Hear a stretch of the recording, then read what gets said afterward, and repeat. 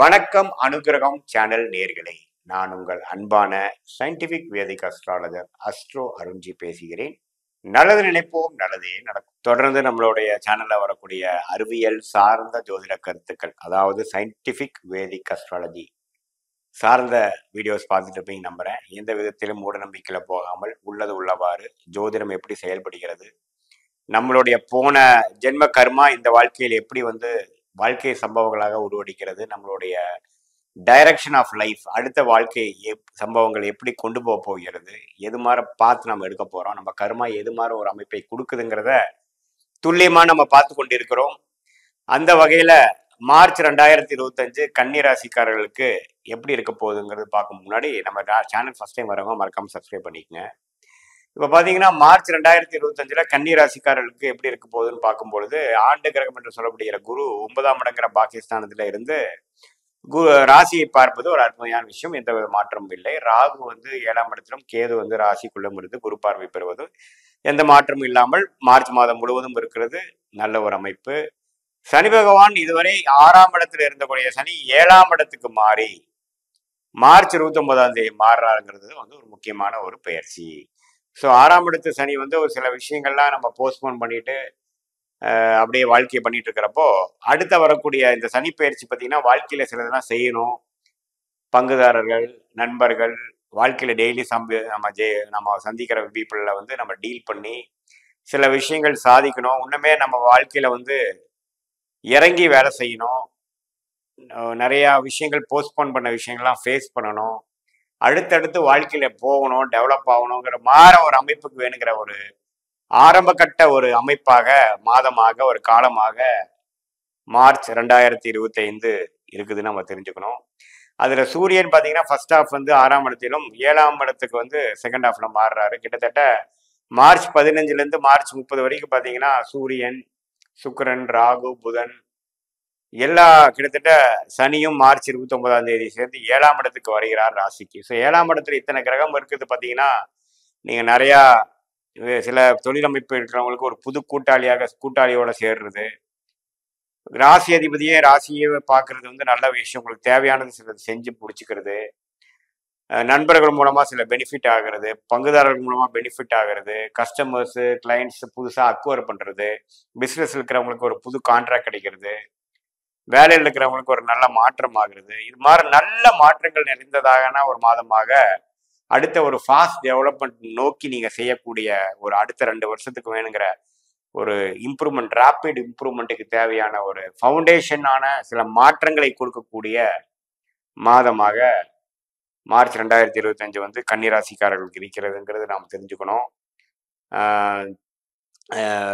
பெண்ணாக இருந்தா கணவர், ஆணா இருந்தா மனைவி, அது மாதிரி விஷயத்துலையும் இதுவரை இருந்து வந்த விஷயத்துல இன்னும் கொஞ்சம் பெனிஃபிட் ஆகும். இன்னும் கொஞ்சம் கருத்து வேறுபாடுகள் குறைஞ்சு 2 பேரும் சேர்ந்து ஏதோ சில முடிவுகள் எடுக்கிற மாதிரி விஷயங்கள் அதெல்லாம் நடக்கக்கூடிய அமைப்புகள் இருக்கு.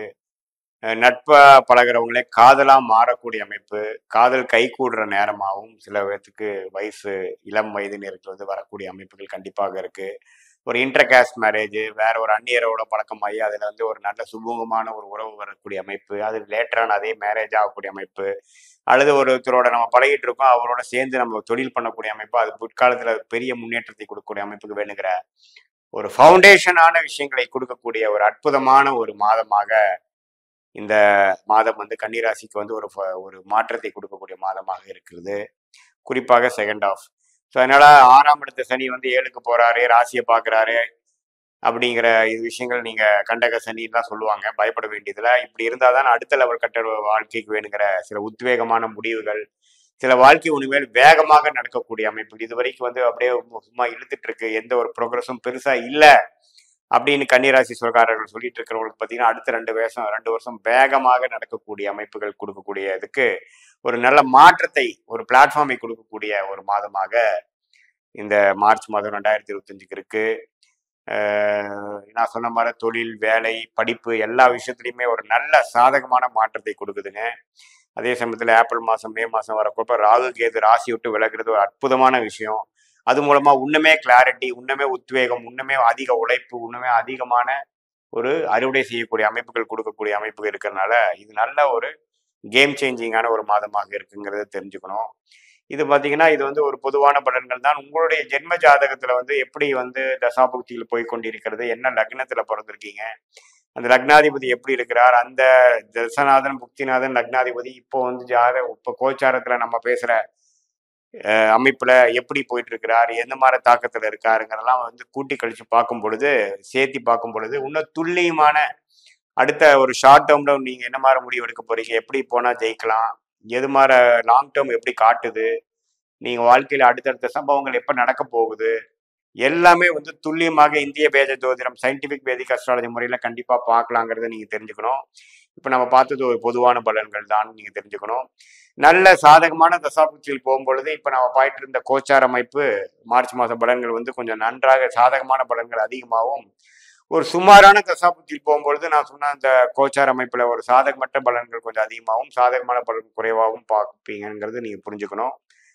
இது வந்து பொதுவான பலன்களே தவிர, நம்ம உங்க ஜாதகத்தோட சேர்த்து பார்க்கும்பொழுது, அருமையான பலன்களாகவும், துல்லியமான பலன்களாகவும், வாழ்க்கையில அடுத்தடுத்து எடுக்க வேண்டிய வாழ்க்கை முடிவுக்கு வேணுங்கிற ஒரு அற்புதமான ஒரு கிளாரிட்டி கொடுக்கக்கூடிய அமைப்பு இருக்குங்கிறத தெரிஞ்சுக்கங்க. மீண்டும் மற்றொரு காணொளியில் சந்திப்போம். நன்றி, வணக்கம்.